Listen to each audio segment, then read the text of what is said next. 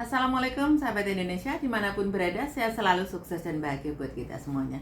Hari ini saya mau sharing mengenai cara pola kita mendidik anak. Dari video saya yang sebelumnya, saya share buat teman-teman, itu dari planner untuk ketika kita mempersiapkan untuk memiliki anak. Dan sekarang, tadi video saya sudah bahas anak sampai umur 18 tahun ya.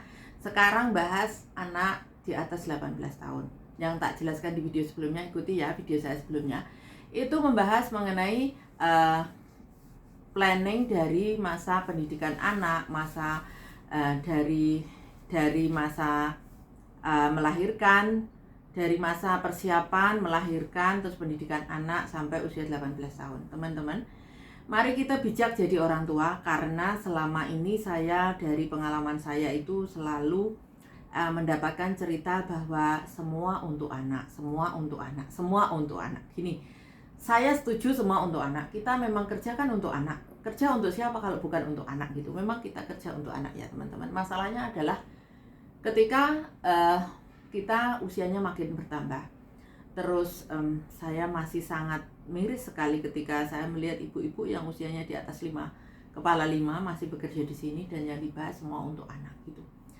Terus saya berusaha untuk berbagi rasa gitu, berbagi ilmu, karena usia saya belum di atas 5 gitu. Tapi saya orang yang merencanakan, sekarang saya rencanakan itu untuk 5 tahun atau 10 tahun ke depan. Itu yang selama ini mungkin tidak banyak orang berpikir untuk itu gitu ya. Apabila saya sendiri berpikir bahwa usia saya sekarang di atas 40 ya, terus anak saya saya mempersiapkan untuk usia 18 tahun itu akan seperti apa. Setelah 18 tadi videonya sebelum 18 tahun itu akan seperti apa, setelah 18 tahun seperti apa. Saya ngomong clear sama anakku, kita ini hidup di Hong Kong, tidak hidup di Indonesia. Kamu harus independen sendiri, kamu harus mandiri. Dari SD saya sudah mendidik anak saya itu untuk bisa masak sendiri, untuk bisa mencuci bajunya sendiri. Meskipun kita ada CC, tapi dia harus tahu caranya gitu. Dia harus organize dirinya sendiri. Terus akhir-akhir ini saya belikan sepatu mahal. Terus saya bilang, ini sepatumu mahal, kamu harus menjaganya dengan baik. Kalau kotor dilap, datang harus pakai tisu basah dilap. Itu sebagai contoh bahwa saya mendidik anak saya itu untuk bekal di masa dianya, ketika dia harus mandiri itu harus serapi itu, seprimpen itu, dengan baju-baju yang harus dicantolin. Tapi masih belum nyambung gitu di usia 14 tahun. Terus saya berpikir nanti setelah 18 tahun, saya bilang sama dia, kalau usiamu sudah 18 tahun, kamu harus mandiri. Kamu bisa sambil kuliah, sambil bekerja, atau nanti kita perencanakan lagi, karena sekarang masih 14 tahun. Iya mami. Anakku secara prinsip saya karena gini, aturan di Hong Kong itu ketika 14 tahun orang tua itu udah nggak punya tanggung jawab seperti dia sebelumnya gitu. Dia sudah diberi kebebasan, dia sudah diberi untuk melakukan kegiatan pribadi itu sudah boleh, bahkan sudah boleh minum bir itu sudah boleh gitu, beli bir di tempat umum itu sudah boleh kalau usia di atas 18 tahun.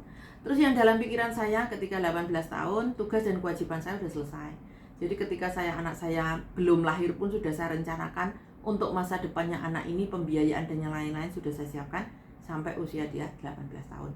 Jadi saya berharapnya saya sendiri, saya sehat, sayanya bisa nemenin anakku dengan bentuk apapun lah gitu. Dan setiap kali saya ngasih duit ke anak-anakku, saya ngomong gitu, ini uang untuk kamu secukupnya. Mami tidak memberimu lebih karena untuk masa depanmu itu masih banyak, untuk tabunganmu ke depan masih banyak. Terus kalau bapaknya ngasih uang, saya selalu bilang begini, papamu investasi loh ya buat kamu. Biar dia ngerti bahwa suatu saat ketika dia udah bekerja, bapaknya udah gak bekerja, dia harus memberi bapaknya ulang gitu, memberi balik itu. Papamu investasi. Papanya tahu saya ngomong ke dia bahwa bapaknya ngomong, kamu sekarang mengkoi hohote sama anakmu, karena kalau nggak hohote, saya nggak tahu bisa jaga kamu sampai usiamu senja, usiamu tua apa enggak. Yang kamu harapkan itu anakmu, jadi kamu harus baik-baik sama anakmu. Saya ngomong gitu sama bapaknya. Terus akhirnya dari situ mungkin bapaknya lebih terbuka hatinya gitu ketika anaknya sudah paham.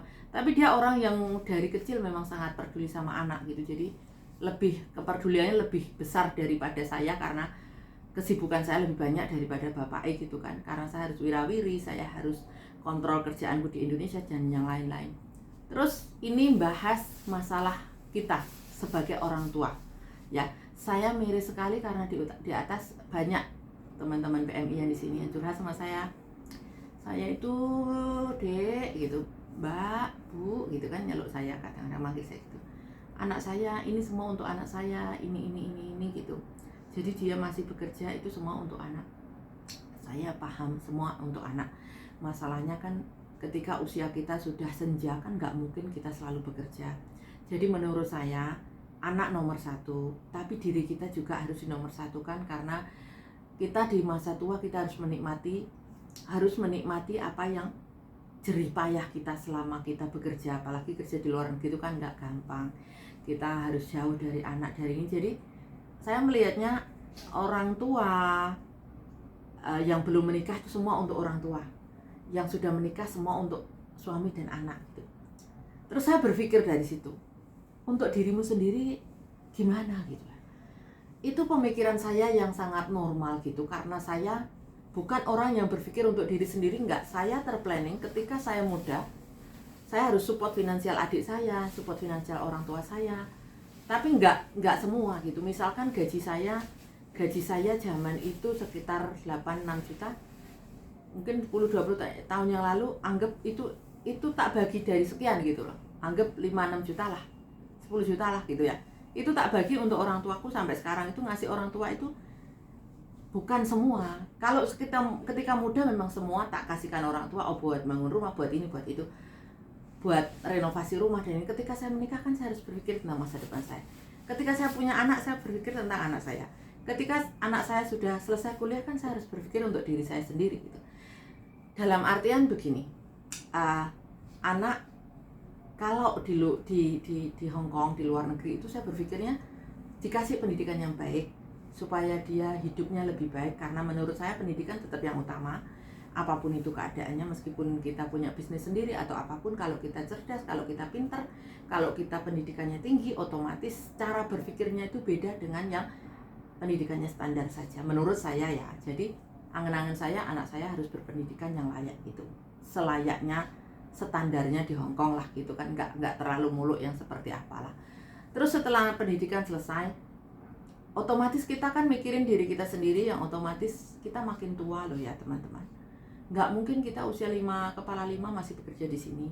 Usia kita semakin tua, tenaga kita masih makin berkurang. Terus kitanya yang pasti itu ingin kehidupan yang nyaman, ingin kehidupan yang layak. Lah itu otomatis kan kita harus mempersiapkan diri kita untuk diri kita sendiri. Kalau semua untuk anak, ini anak, yo kita nggak sudon sama anak sendiri ya. Maafkan ya anak-anak, saya sharing bukan berarti saya ngejas anak gitu. Bagaimanapun peran orang tua sangatlah penting, karena masa depan anak itu ditata sama orang tua. Ketika masa depan sudah ketata, kan tidak boleh selalu tergantung sama orang tua. Orang tua juga tidak selalu harus memberikan semuanya ke anak, tidak. Menurut saya ya, ini opini saya ya, disclaimer on ya, saya tidak mengajarkan untuk yang tidak baik ke anak atau anak tidak baik sama orang tua.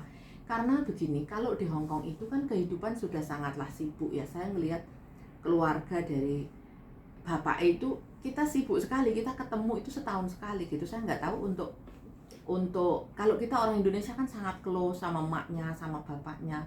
Nggak punya uang ya mak, nggak punya uang ya bapak gitu kan, meskipun sudah dewasa sekalipun itu begitu gitu loh. Terus saya ngelihat dari perpaduan antara Indonesia dan antara Hong Kong dan antar pola hidup saya sendiri, saya terdidik itu untuk mandiri itu dari mulai adik saya lahir. Ya, adik saya yang kedua itu lahir, itu saya terdidik mandiri karena saya nggak tidur sama orang tuaku lagi. Aku pindah ke rumah nenekku, meskipun hanya belakang tapi pindah gitu. Jadi nggak tinggal satu rumah sama ibuku. Jadi aku terlatih di mandiri, bahwa di tempat nenekku kan nggak ada siapa-siapa gitu. Aku harus semuanya harus tak kerjakan. Jadi kemandirianku di situ. Terus nenekku berjualan jualan baju kalau di Indonesia itu either baju zaman dulu itu sama apa-apa itu, intinya mbahku kalau orang sekarang itu ya bisnis lah gitu ya, orang sekarang zaman sekarang. Tapi mbahku mendidikku untuk kamu harus pintar, kamu harus cerdas, kamu harus ini, kamu harus ini. Mbahku itu di kampungnya itu tajir gitu ya, untuk anak-anaknya ya dibelikan rumah satu-satu, sawahnya satu petak berpetak-petak kayak gitu. Cuman terus saya dari begitu saya pindah ke Surabaya, terus pindah lagi ke Hongkong, kan pola pikirnya sudah berbeda. Terus ngelihat teman-teman PMI, terus edukasi saya ke teman-teman PMI, jangan sampai ketika tua kita nggak terurus oleh diri kita sendiri gitu, karena kita berjuang mati-matian bekerja, pengen punya rumah yang bagus, pengen punya materi secara kecukupan, tapi kalau ketika kita tua ternyata duitnya nggak tahu kemana, kan sedih gitu loh teman-teman. Kalau saya ngomong bukan berarti saya pengen menjatuhkan anak atau menjatuhkan sudah usia kok masih kerja, tidak ya. Saya maksudnya saya ingin berbagi karena menurut saya usia kita itu ada batasnya, kelelahan kita itu ada batasnya. Terus kita ada kalanya kita harus pensiun, kita harus menikmati hidup yang selayaknya gitu. Prinsip saya ketika saat ini usia saya sekian itu, mungkin usia saya 55 saya sudah pensiun gitu. Tapi sebelum masa pandemi itu saya itu ketika belum punya anak itu pikiranku, belum punya anak yang kedua ya, pikiranku 40 tahun itu saya harus pensiun aktif, dalam artian semua income saya itu sudah otomatis berjalan, pekerjaan saya otomatis berjalan, tapi ternyata tidak seindah yang saya harapkan. Tidak seindah yang saya bayangkan, ternyata saya harus bekerja keras, saya harus membesarkan 2 anak saya, apalagi hidup di Hongkong kan nggak gampang gitu. Terus yang saya concernkan saat ini, kita memang bekerja, tapi kan untuk masa depan yang lebih layak, untuk masa tua yang lebih layak.